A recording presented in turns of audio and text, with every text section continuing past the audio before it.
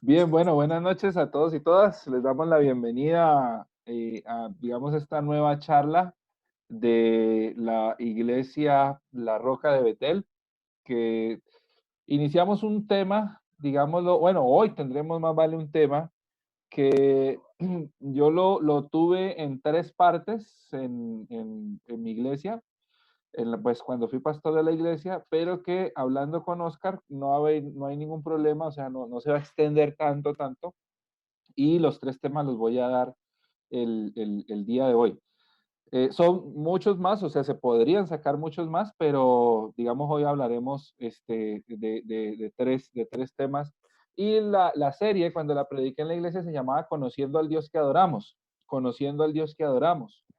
Eh, digamos que esta serie surge básicamente como porque está la idea de digamos, de tener como un espacio en donde uno pudiera de verdad conocer un poquito más acerca de Dios. O sea, a veces uno habla de Dios, pero no sabe básicamente qué tiene que ver Dios, o sea, cuáles son, digamos, esos atributos de Dios, esas perfecciones de Dios.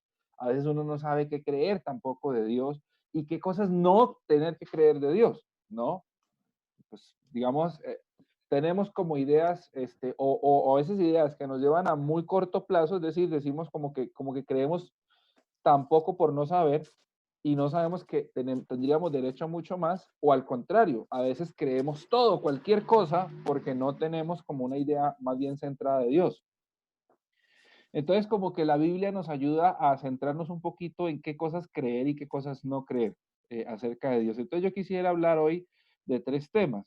Un tema sería la omnipotencia de Dios o el poder de Dios. El otro tema sería la santidad de Dios y el otro tema sería la inmutabilidad de Dios, ¿no?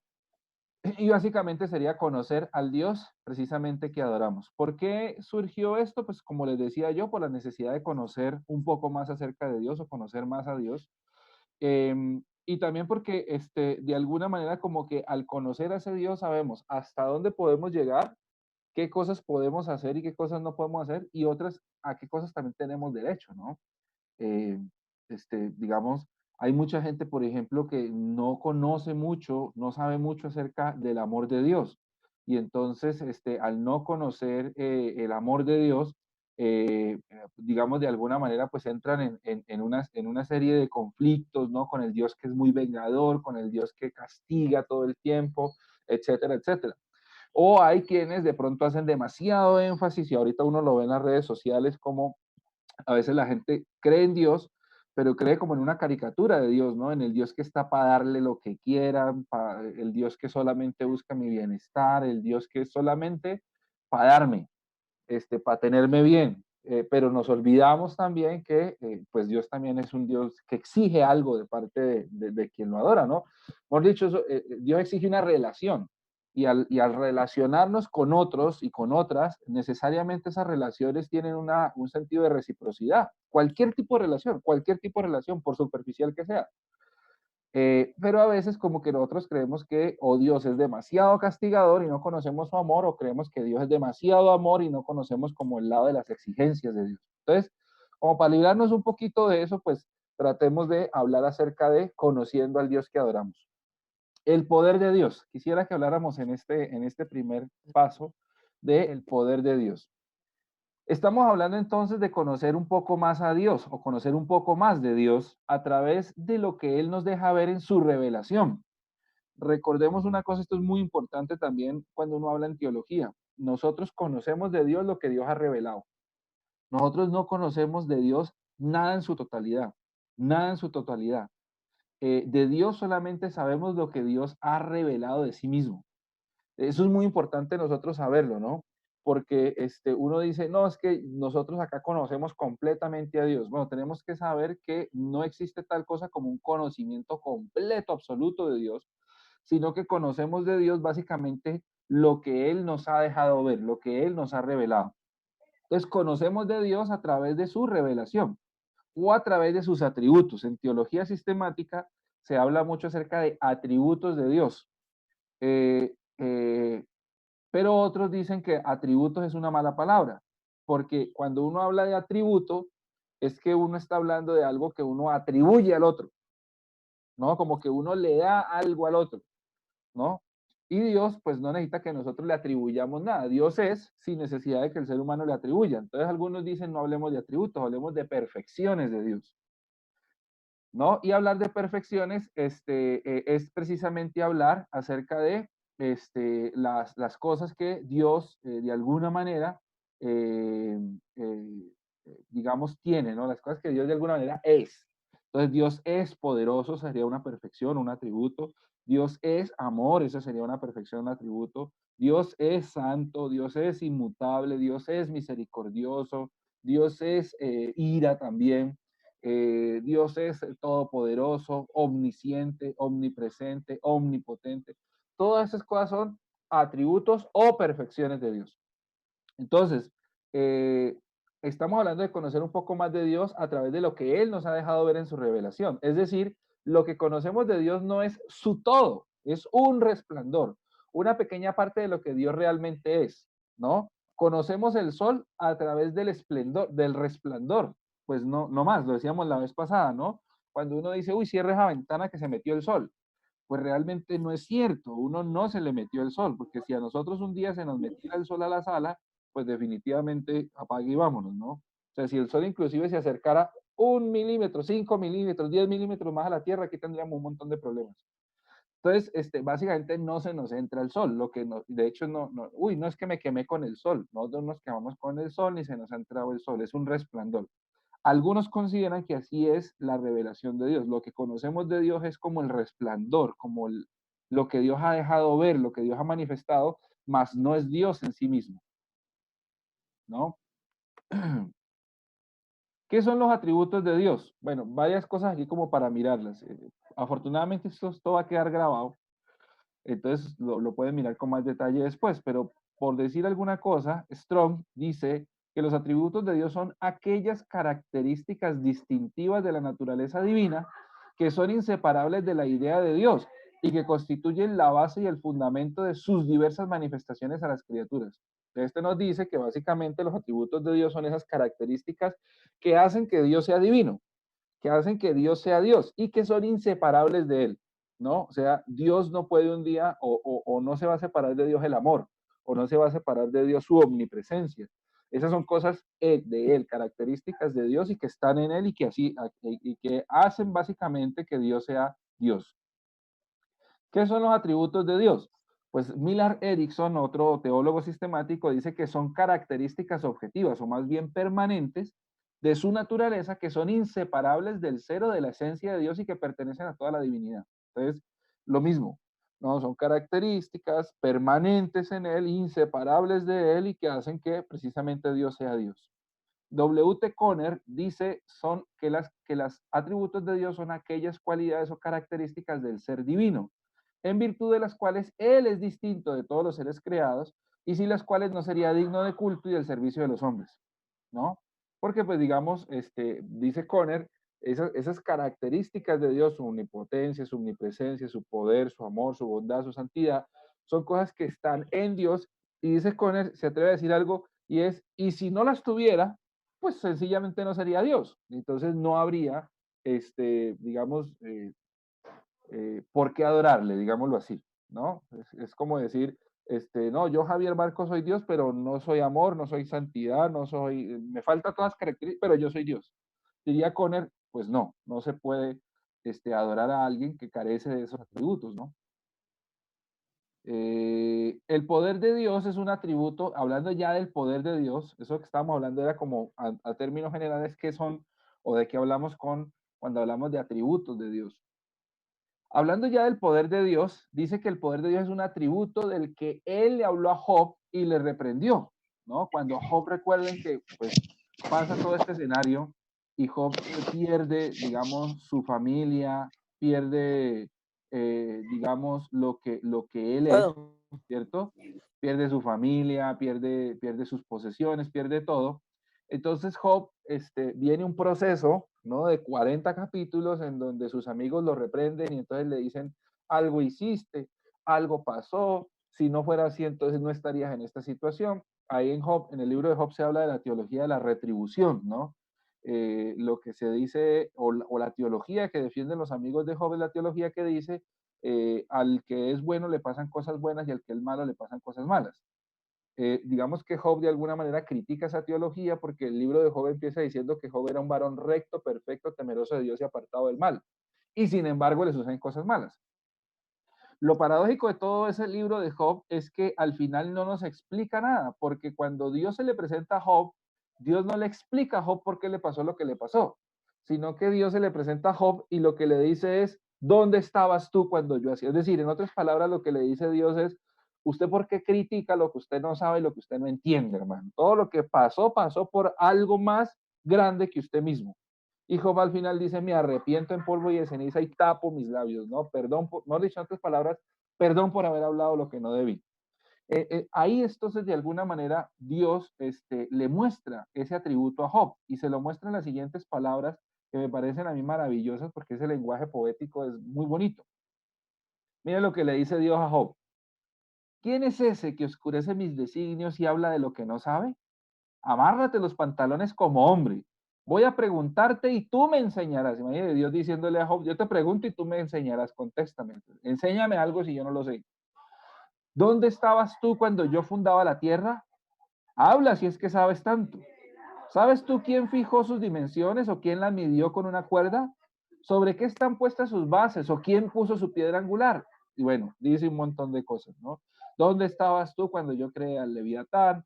¿Dónde estabas tú cuando yo le dije al mar, detente, hasta aquí llegan tus olas y tu, ¿cómo es que si tu orgullo o algo así? ¿Dónde estabas tú cuando ya las estrellas les puse nombre? En fin, Dios le dice a Job, en otras palabras, usted se pone a hablar de lo que usted no sabe, porque Dios es poderoso, o sea, Dios le contesta diciéndole, yo soy el poderoso, no tú. Significa entonces que Dios puede hacer toda su santa voluntad, es decir, que Dios puede ejecutar su voluntad sin que ningún elemento externo le ayude o le afecte. Dios puede hacer sin tener que preguntar. Dios quiere y es hecho. En Génesis, por ejemplo, él dijo, sea la luz y la luz fue hecha.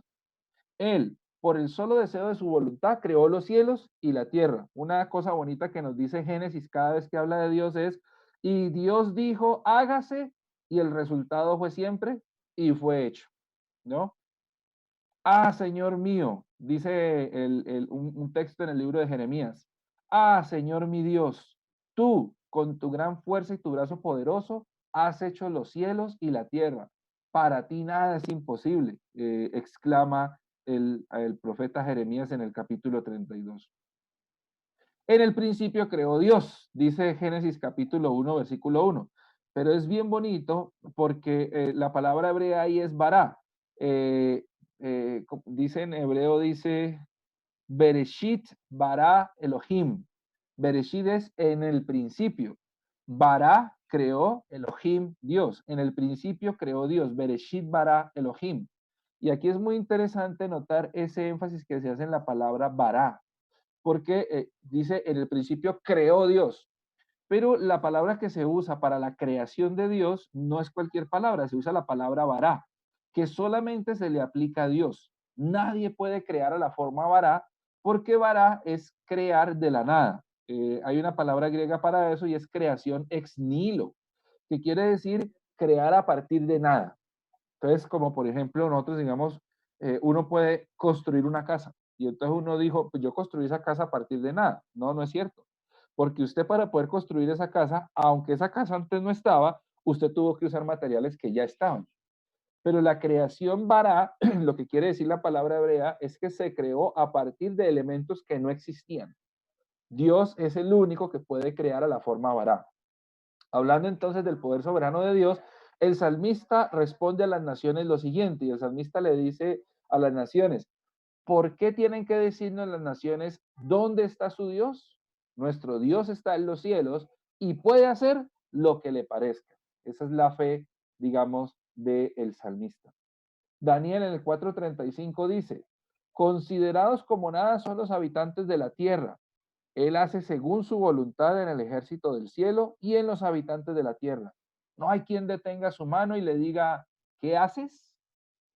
Charles Spurgeon, el famoso, ¿cómo es que le decían? Garganta de oro, creo que le decían, el famoso predicador inglés, decía, el poder de Dios como Él mismo existe y se sostiene por sí mismo. El más poderoso de todos los hombres no podría añadir ni incrementar ni un ápice el poder del omnipotente. Su trono no puede ser afianzado, ni su brazo puede ser asistido. Su esplendor no proviene de sus criaturas. Él mismo es la causa central y el originador de todo poder. Charles Spurgeon lo que está diciendo básicamente es que Dios es poderoso por sí mismo, ¿no? No es poderoso porque nosotros consideremos que es poderoso. No es Dios porque los seres humanos creamos que sea Dios. Entonces, el día que los seres humanos no crean en Dios, pues entonces Dios deja de existir. Pues Charles Spurgeon dice, eso no es cierto. Dios es Dios por sí, no porque nosotros creamos que es Dios. Ahí hay una palabra, digamos que son términos, pero pues por ejemplo yo siempre cuando uno dice, no, es que Dios se merece nuestra adoración, por ejemplo, o Dios se merece nuestra honra, o Dios se merece nuestra oración o nuestra gratitud. Pues yo choco un poquito, por ejemplo, con palabras como esa, porque porque el que se merece algo es porque hizo algo para eso. Es decir, si yo trabajo, yo me merezco mi sueldo, a mí no me lo están regalando, ¿no? Y entonces me choca un poquito eso porque, bueno, le choca entre comillas, porque pues igual no pasa nada con eso, pero lo que quiero decir es que de alguna manera hablar de que Dios se merece nuestra adoración es como decir que Dios se la merece porque hizo algo por nosotros. Pero, aunque es cierto, pues Dios es Dios, nos creó, hizo todo esto y además muere en la cruz por nosotros, aún si no lo hubiera hecho, es Dios. Y solamente por el hecho de ser Dios, ya es digno de la adoración. Entonces ya, digamos, la palabra no sería Dios se merece nuestra adoración, sino que Dios es digno de nuestra adoración, simplemente porque Él es Dios, independientemente si hubiese hecho o no hubiese hecho nada por nosotros. Pero lo hizo, ¿no? Obviamente. Eso quedó claro. ¿Qué situación estamos viviendo ustedes y yo hoy? ¿Qué situación está viviendo usted hoy? ¿Qué situación estamos viviendo? ¿Ya estamos entrando en la desesperación? ¿Cree de pronto que para usted no hay esperanza? Piénselo nuevamente. Jeremías 32 dice, yo soy el Señor, Dios de toda la humanidad. ¿Hay algo imposible para mí? Se lo dijo Dios a su pueblo a través de Jeremías. Recordando que los tiempos en que escribe Jeremías son tiempos muy difíciles porque Jeremías escribe antes del exilio a Babilonia y Jeremías está anunciando que los babilonios ya vienen y va a haber deportación y va a haber muerte. Y sin embargo, les está diciendo Dios a través del profeta, confíen en mí, yo soy el Señor Dios de toda la humanidad. ¿Habrá algo imposible para mí? Ese sería como el primero, digamos, de estos atributos de Dios, ¿no? Conociendo al Dios que adoramos, el poder de Dios. Pero hay un segundo atributo muy bonito, hay un segundo atributo bien bonito, que es la inmutabilidad de Dios.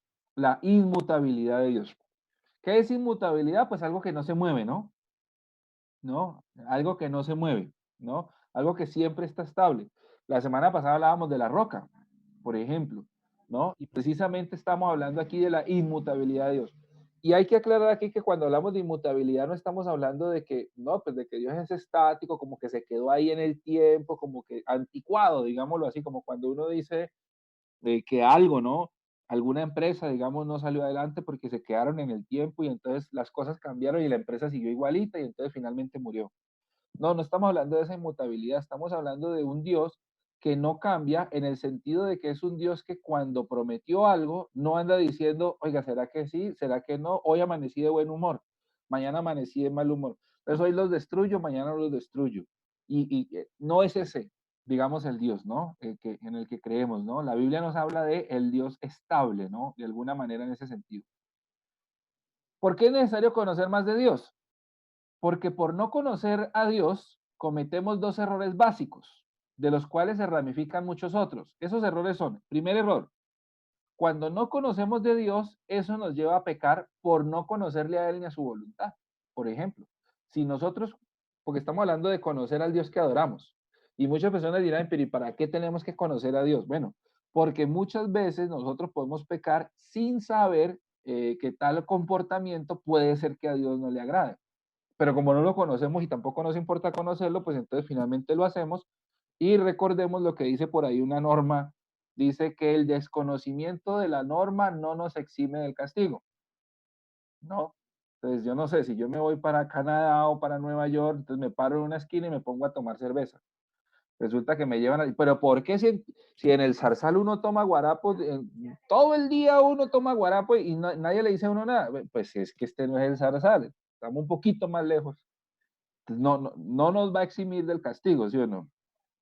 Dos, la falta de conocimiento de Dios no deja que gocemos de aquellas bendiciones que Dios nos ha entregado ya. Ese sería el otro extremo, ¿no? Por un lado podríamos pecar porque no sabemos qué es lo que a Dios le gusta o no, pero por el otro lado podríamos no gozar de un montón de privilegios que sí tenemos, pero que de alguna manera no conocemos, ¿no? Esa es la famosa historia del tipo que se ganó un boleto este, para, para, para ir de un país a otro por crucero, pero le dijeron, este es el boleto más barato que hay. Y entonces el tipo se metió a la cabina y durante una semana no comió, porque pues él consideró que el boleto solamente le servía para la cabinita para dormir. Y durante una semana ese hombre no tuvo ni qué tomar ni qué comer, solamente iba al baño y ya.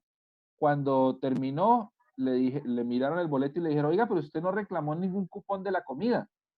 Y el tipo dijo, pero ¿cómo así? Yo no sabía que tenía derecho a la comida. Dice, sí, aquí en su boleto está muy claro que usted tiene derecho a las 3 comidas diarias. Pues el hombre aguantó hambre toda la semana porque nunca supo que tenía derecho a comer. Muchas veces eso nos pasa con Dios también. Muchas veces nosotros estamos alejados de Dios, avergonzados con Dios, creemos que Dios nos va a castigar porque no sabemos de Dios, no sabemos de su amor, no sabemos de su perdón, no sabemos de su misericordia, etcétera, etcétera.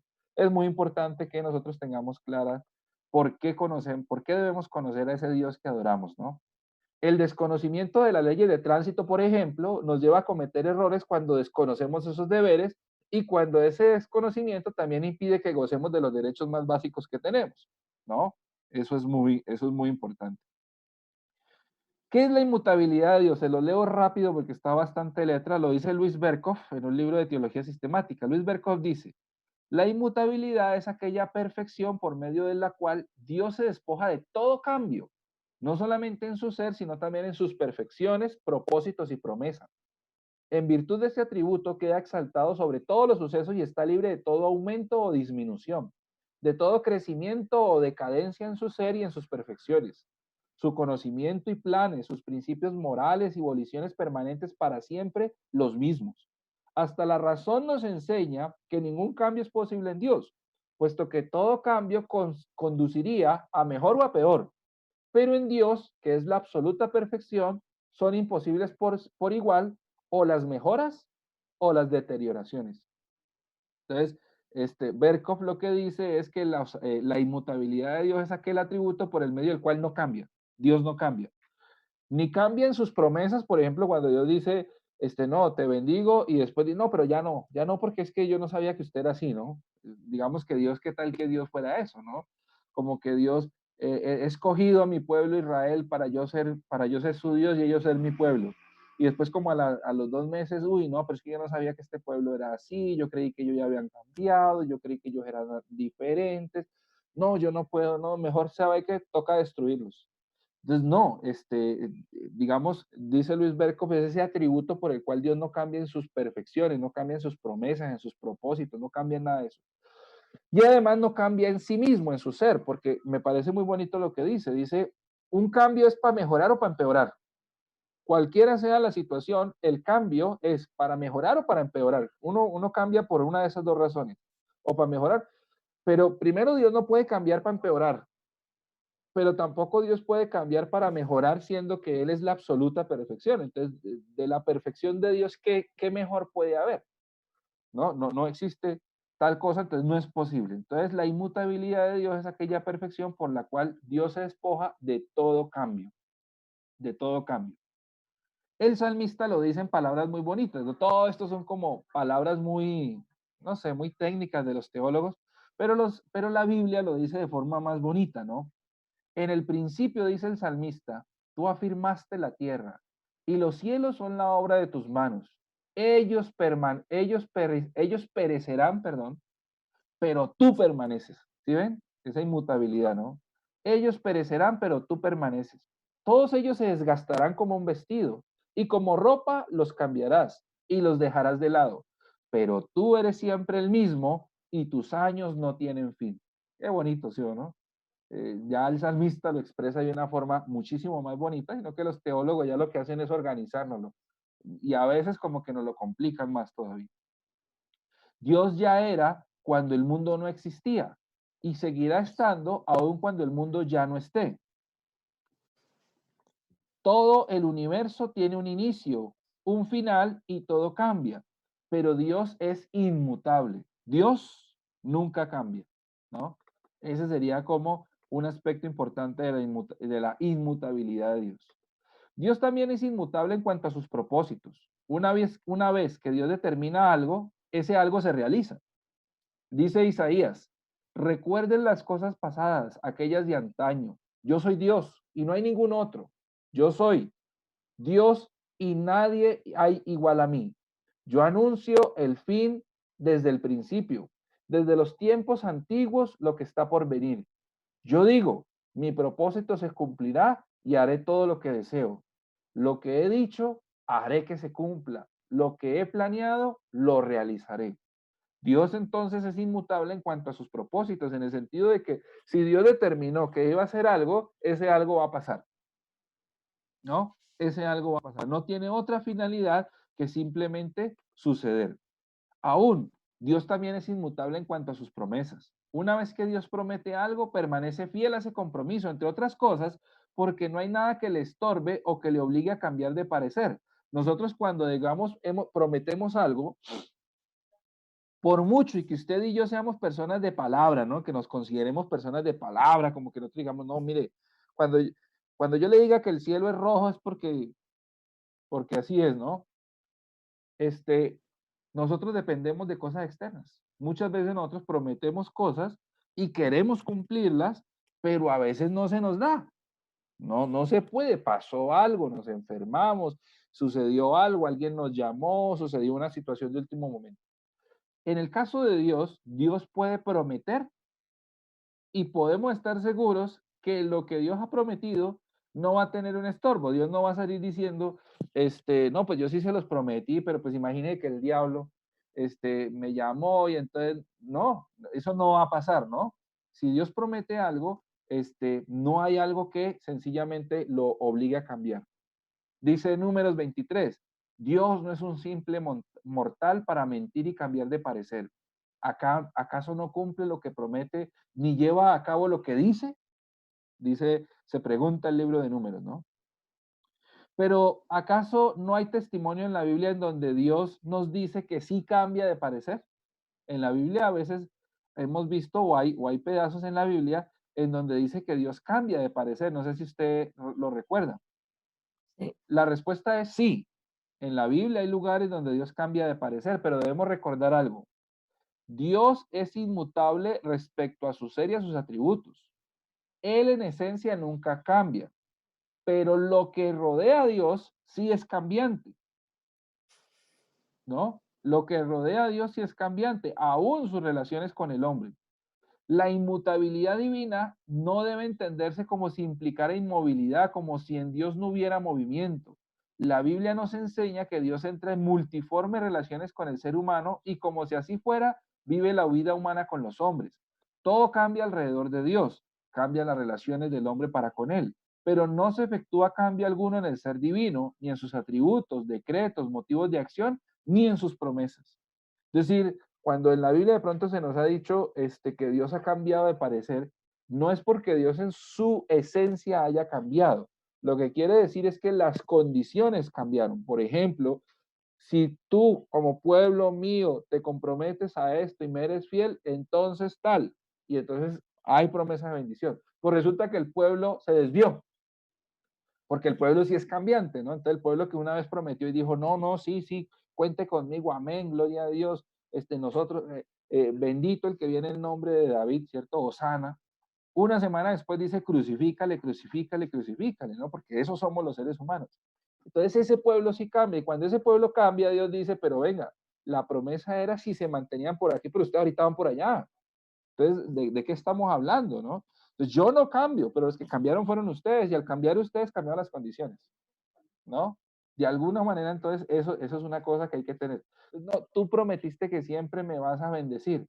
Sí, pero pues, ¿y entonces qué estoy haciendo yo también, no? Estoy trabajando, no, que es que tú bendecirás la obra de mis manos, pero yo no hago nada. Entonces, pues bueno, entonces dije, a ver, ¿qué hay para bendecir, cierto? Ejemplo entonces, ejemplo de, perdón un segundo, perdón, ya. Ejemplos de tal hecho de, perdón que es que no sé cómo quitar esto acá y no lo veo. No veo bueno, ya lo vi. Un segundito.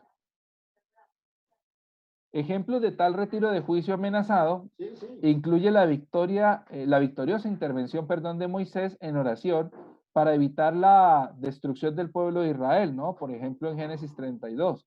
De pronto la añadidura de otros 15 años en la vida de Ezequiel, ¿no? ¿Se acuerdan cuando el rey dijo, no, prepárate porque vas a morir? El rey oró a Dios y entonces Dios le dijo, listo, le vamos a dar 15 años.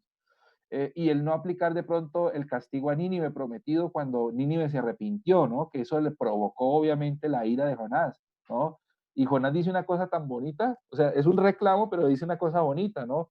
Y Jonás dijo, yo sabía que tú los ibas a perdonar porque tú eres tardo para la ira y grande misericordia. ¿Ya? Jonás está bravo con Dios porque Dios perdonó al pueblo, ¿no? O sea, porque Dios es misericordioso. Pero si Dios no fuera misericordioso con Nínive, no hubiera sido misericordioso con Jonás. Esa es la otra parte que Jonás no entendió, ¿no? Había un profesor que decía que Jonás era el antiprofeta, ¿no? Porque Jonás es el único profeta, de hecho, es de los pocos profetas que tuvo éxito en su mensaje. Recuerden que Amós, Oseas, Jeremías, Isaías, todos esos predicaron y la gente no les paró ni bolas. Y a Jonás le pararon bolas. Todo el mundo se le convirtió. Y el éxito que tuvo Jonás le dio rabia, porque Jonás lo que quería era que la gente muriera. Yo les voy a predicar, pero no, esa gente es tan mala que eso no. Y les predica y se les convierte. Ese man está, pues, enojadísimo. ¿Cómo es que se van a convertir? Dios mío, yo no quería que pasara eso, ¿no? Pues Jonás es el único profeta que le va bien y se enoja, ¿no? Pero bueno, ¿no son estos casos entonces donde el propósito de Dios en efecto cambia? Sí, Dios cambió, ahí la decisión que había tomado la cambia, ¿no? También hay otros pasajes en donde se dice que Dios lamentó haber realizado alguna acción previa. Uno piensa que Dios lamentó haber hecho al hombre sobre la tierra, según dice Génesis 6:6, ¿no? O que lamentó haber hecho al rey Saúl, ¿no? Dice, lamento, me pesa haber puesto a Saúl como rey. ¿Acaso no cambiaron los propósitos de Dios también en estos casos? Todos estos casos se deben entender como verdaderas expresiones de la actitud o intención presente de Dios con respecto a la situación según existe en ese momento. Si la situación cambia, por supuesto, la actitud o expresión de intención también cambiará. Esto es simplemente decir que Dios responde a diferentes situaciones, perdón, esto quiere decir simplemente decir que Dios responde diferente a situaciones diferentes. Por supuesto que él puso a Saúl, pero también puso a Saúl como una muestra, ¿no? De lo que iba a ser un rey con el pueblo. Finalmente, pues Saúl es prototipo de un rey negativo, que Dios dice, yo les dije, pero sin embargo dice, y me pesa haber puesto a Saúl como rey, ¿no? Porque obviamente el actuar de Saúl fue contrario a los propósitos de Dios. Dice Luis Berco, en realidad el cambio no se efectúa en Dios, sino en el hombre y en las relaciones del ser humano con Dios, ¿no? Ahí es donde está, digamos, el cambio, pero Dios permanece fiel y Dios permanece siempre siendo el mismo. Pregunta, ¿hemos pecado contra Dios? Claro que sí. ¿Siente que Dios ya se cansó de usted? Digamos, en un caso, una pregunta retórica. ¿Cree que Dios Sí. le ama cuando usted está bien o en sus caminos, pero cuando falla Dios cambia de actitud, como que Dios dice, yo te amo, ya no volviste a la iglesia, ya no te amo? ¿Cree que eso pasa? Pues piénselo de nuevo. Toda buena dádiva y todo don perfecto descienden de lo alto, donde está el Padre que creó las lumbreras celestes y que no cambia como los astros ni se mueve como las sombras. Es lo que dice Santiago, una palabra bien, bien bonita, ¿no? Con respecto a la inmutabilidad de Dios, ¿no? El Dios que no cambia, el Dios que no cambia, ¿no? ¿Cómo vamos hasta allí? Muy bien. Yo quisiera, por favor, de pronto Islena, Oscar, de pronto Doris, en Malaquías, capítulo 4, si no estoy mal, versículo 6.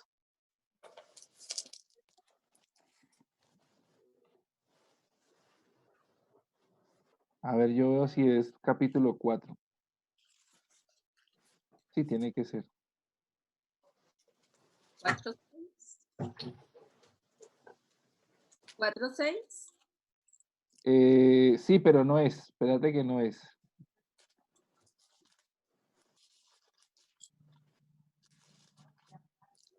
Ese no es. ¿O será 3? 3:6. Ah, sí, 3:6. Malaquías 3:6. Yo el Señor no cambio. Por eso ustedes, descendientes de Jacob, no han sido exterminados. Muy buena esa versión. Esta Reina Valera dice, porque yo Jehová no cambio, por esto, hijos de Jacob, ustedes no han sido consumidos. En otras palabras, lo que dices, eso es una palabra bien fuerte, porque en otras palabras, lo que Dios le está diciendo a Dios, al pueblo, es, mire, ustedes han hecho todos los méritos habidos y por haber para que yo acabara con ustedes, pero yo no cambio. Yo dije que los amaba, yo prometí sustentarlos y por eso ustedes no han sido exterminados, pero que los méritos los han hecho, ustedes los tienen todos. Por último, para terminar entonces en esta noche, conociendo al Dios que adoramos, la santidad de Dios, la santidad de Dios. Atributo pues obviamente muy bonito, ¿cierto? Del que hablamos mucho en nuestras iglesias, tiene muchas cosas que enseñarnos. Job capítulo 11, versículos 7 al 9 dice, ¿pretendes sondear lo profundo de Dios? ¿Elevarte hasta la perfección del Omnipotente? Es más alta que los cielos. ¿Qué harás? Más profunda que el infierno. ¿Cómo la conocerás? Su amplitud es más extensa que la tierra y más ancha que la mar, ¿no? Hablando precisamente de la perfección de Dios, ¿no? De la perfección de Dios, según el libro de Job. John Hope dijo, la idea que podemos formarnos del ser de Dios tan solo es la que podemos hacernos de un gran país viendo un simple cuadro, ¿no? Es como eso, como que nosotros vemos un cuadro y decimos, ay, ese país tan bonito, pues no sabemos realmente, estamos viendo un cuadro. Lo que dice Howe es básicamente lo mismo que es con Dios. La idea que podemos hacernos de Dios es tan vaga, tan limitada, pero por supuesto suficiente para precisamente adorarle. Estudiando sus perfecciones, podemos vernos libres del error, pero no nos vamos a ver libres de la ignorancia. En otras palabras, estudiando sus perfecciones podemos, digamos, guardarnos un poquito del error en el sentido de conocer un poquito más lo que a Dios le gusta, lo que a Dios le agrada, lo que Dios ama, etcétera, etcétera, pero no quiere decir que vamos a estar libres de la ignorancia, es decir, que ya conocemos todo acerca de Dios. Bueno, eso ya sería lo más cercano a una herejía, ¿no? No vamos a conocer todo de Dios, lo absoluto de Dios. No nos es posible. La palabra santo viene de una palabra hebrea y una palabra griega. La palabra hebrea es kadosh, ¿no? Y la palabra griega es agios, ¿no? Entonces, la santidad de Dios, se habla de eso. Dios es santo.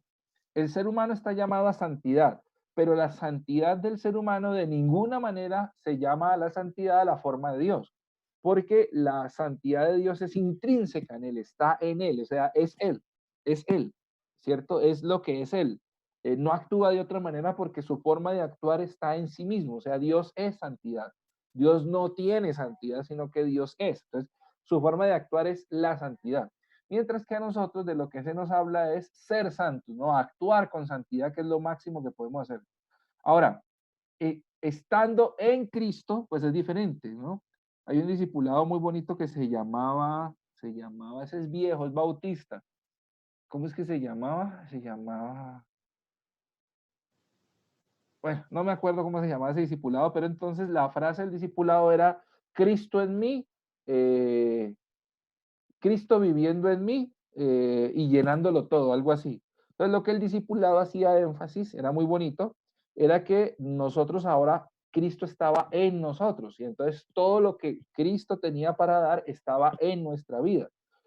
Entonces digamos que de alguna manera esa santidad pues no es intrínseca en nosotros, pero está en nosotros a través de Cristo, por lo menos, ¿no? Eso sería como lo que podemos vivir esa santidad de Dios, podemos expresar esa santidad de Dios, pero no es una santidad que nosotros hayamos nacido con ella y que sea propia de nosotros como ser humano, sino que es una santidad que está en nosotros porque Cristo está en nosotros. Si Cristo no estuviera en nosotros, de ninguna manera tendríamos acceso a ese tipo de santidad. Tendríamos acceso a legalismo, tendríamos acceso a todo lo que el ser humano confunde con santidad, ¿no? Santurronería, tendríamos acceso a un montón de cosas que nosotros nos inventemos, pero no a la santidad de Dios. Primero de Samuel capítulo 2 dice, no hay santo como Yahvé, porque no hay nadie fuera de ti, ni refugio como el Dios nuestro, diría Samuel. Apocalipsis 15 dice, ¿quién no dará honor y gloria a tu nombre, oh Señor? Porque solo tú eres santo. Entonces ahí es importante entender que esa santidad de la que se está hablando es la santidad de Dios, porque recuerde que la Biblia a nosotros nos llama santidad, ¿no? Pero esa santidad de Dios, que es intrínseca en Dios, es diferente a la santidad adquirida de los seres humanos. Son dos cosas diferentes.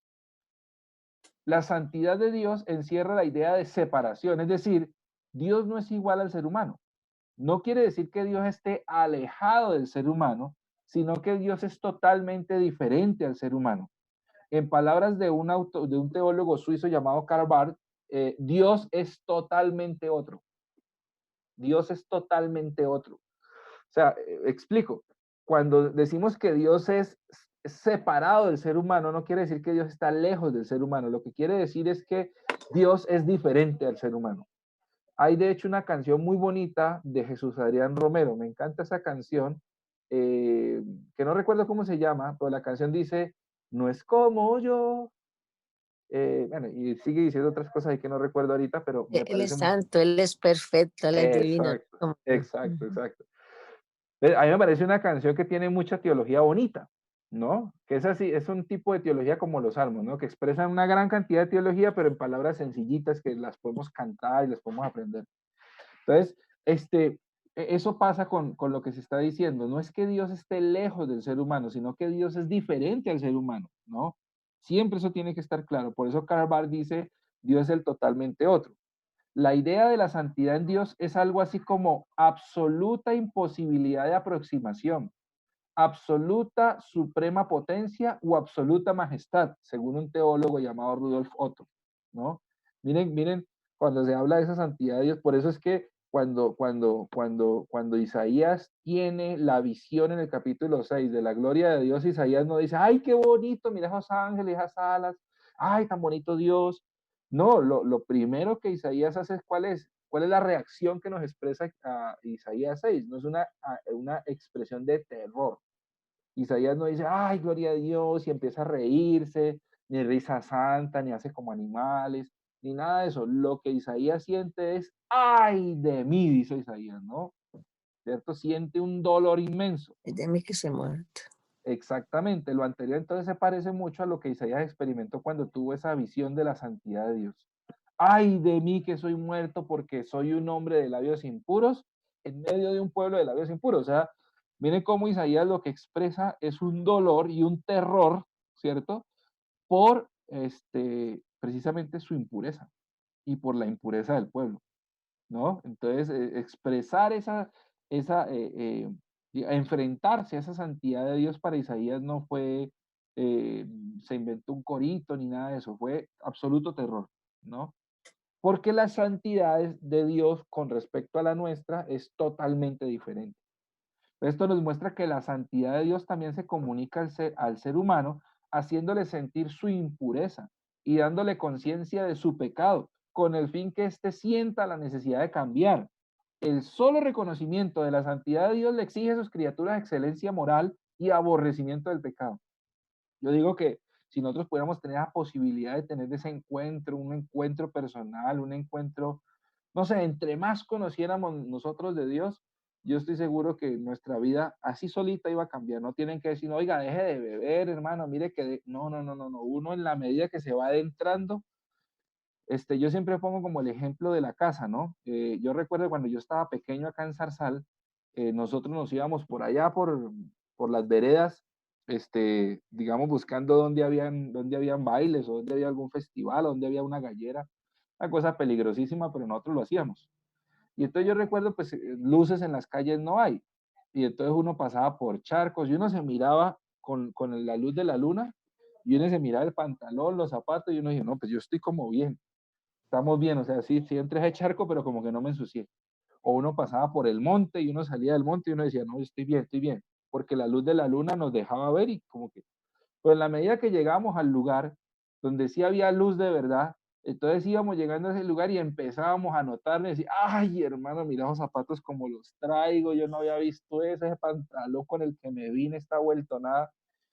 Porque en la oscuridad nosotros nos veíamos bien. Yo miraba a Miller o miraba a Ale y yo decía, no, estás bien, no, no, yo no veo nada. Pero cuando llegábamos a la luz, ¿no? Cuando llegábamos a la luz, entonces ya la luz nos reflejaba y entonces decíamos, no, qué vergüenza, qué pena. A veces entrábamos así y nos aguantábamos la pena, u otras veces sí definitivamente ya estábamos demasiado sucios, tocaba devolvernos por donde vinimos. Lo que quiero decir es que básicamente eso pasa cuando nosotros conocemos más de Dios y nos acercamos más de Dios, es el mismo proceso. ¿No? Uno alejado de Dios, uno está bien. Yo no le hago nada, yo no robo, yo no mato, yo no le hago mal a nadie, yo no tengo nada que ver ahí, ¿no? Yo no soy tan malo como el vecino, por ejemplo, ¿no? Por ejemplo, yo comparado con Tiro Fijo, yo soy un amor. Y entonces, claro, Mm. en nuestra propia prudencia, ¿cierto? En nuestra propia prudencia, pues nosotros, o en nuestra propia opinión, pues obviamente nosotros no somos tan malos como Pepito, como Sultano, como Perencejo, pues yo trato de ser buen marido, no sé qué, oh, yo pago el arriendo, por ejemplo, ¿no? Y aquí la comida no falta. Entonces somos buenos en nuestra propia opinión. Pero cuando nos empezamos a acercar a Dios, que es la luz, nos vamos dando cuenta que nosotros no somos tan buenos. Y ya el simple acto de acercarnos a Dios ya nos da una muestra de lo que somos. Y entonces eso de alguna manera nos obliga, o hace que sintamos el deseo y las ganas de cambiar. Por eso en Levítico 19:12 nos dice, habla a toda la comunidad de los hijos de Israel y diles, sean santos porque yo Yahvé, Dios de ustedes, soy santo. En otras palabras, no hay otro destino para los seguidores de Dios que tratar de parecerse a lo que Él es. Para decirlo en palabras castizas, el que anda entre la miel algo se le pega. Entre nosotros más estemos pegados de Dios, probablemente empezaremos a ser más como Dios. Entre más estemos alejados de Dios, probablemente empezaremos a ser menos como Dios. El reconocimiento de los atributos de Dios trae en sí mismo la exigencia de actuar de acuerdo a aquellas perfecciones que reconocemos en Él. Si yo reconozco que en Dios hay santidad, pues de alguna manera ya hay una exigencia en mí de actuar con santidad. Si yo reconozco que en Dios hay un atributo que es el amor, la misericordia, la compasión, ya eso trae en mí una exigencia de actuar con amor, con misericordia y con compasión, etcétera, etcétera, etcétera. Es muy importante que nosotros seamos un poco más consecuentes con lo que creemos en Dios. No podemos creer en un Dios que es amor, pero humillar al otro. No podemos creer en un Dios que es compasión, pero tratar mal a los demás. ¿No? En la medida en que nosotros reconocemos un atributo de Dios, estamos de alguna manera intrínsecamente obligados a actuar de acuerdo a ese Dios precisamente que cada uno de nosotros y de nosotras adora. Bien, esos son, digamos, algunos de los atributos, digamos, de Dios que pudiéramos ver en este día, este, y que espero, pues, que de alguna manera nos ayuden a pensar un poco cómo actuar, cómo vivir, cómo, pues sí, cómo efectuar, digamos, muchos cambios en la vida de cada uno de nosotros y de nosotros. Vivimos el poder de Dios, la inmutabilidad de Dios y la santidad de Dios. Ese poder de Dios que nos ayuda como a creer más en Dios, como a pensar en Dios que en su poder Él nos puede cuidar, guardar y proteger. Esa inmutabilidad de Dios que nos ayuda a creer que a veces nosotros fallamos o muchas veces nosotros fallamos, pero que en medio de eso Dios es un Dios que ha prometido amarnos y que nos cuida y que Él no cambia, ¿no? ¿No? Yo no soy papá, pero yo me imagino que los papás, los hijos fallan y los papás no dicen, mire, hoy lo quiero porque bueno, hoy se portó bien, ¿no? Vamos a ver mañana. Y mañana pues miramos a ver si lo vamos a querer o no lo vamos a querer. Yo estoy seguro que los papás no actúan así, las mamás no actúan así, ¿no? No, es mi hijo y lo quiero, es mi hija y la quiero, Si ganó el año, pues muy bien por ella, no tanto por mí, que gane el año o lo pierda, no me quita ni me pone, pero me entristece por ella, pero no más, o por él, pero no más, pero no es que le añada más amor a eso. Y es lo mismo con Dios. Y finalmente, pues su santidad, ¿no? Y que su santidad no es tanto como, digamos, de pronto lo que nos han enseñado, no hacer, no hacer, no hacer, no hacer, no hacer, no hacer, y santidad se convirtió en no hacer, cuando santidad también es, básicamente es más hacer que no hacer, ¿no? Porque santidad es hacer, es actuar, santidad es vivir conforme, digamos, a lo que Dios manda. Es decir, como dijo Jesús, eh, eh, uno dice normalmente es que Jesús dijo que no le hagan a los demás lo que no quieren que le hagan a usted. Y la verdad es que Jesús no dijo eso. Jesús dice, hagan a los demás lo que quieren que les hagan a ustedes. Es decir, en otras palabras es, no es que usted esté quietico, como que nadie me haga nada, entonces yo no le hago a nadie, aquí me quedo quieto. No, es activamente hacer. Y la santidad es hacer en bien de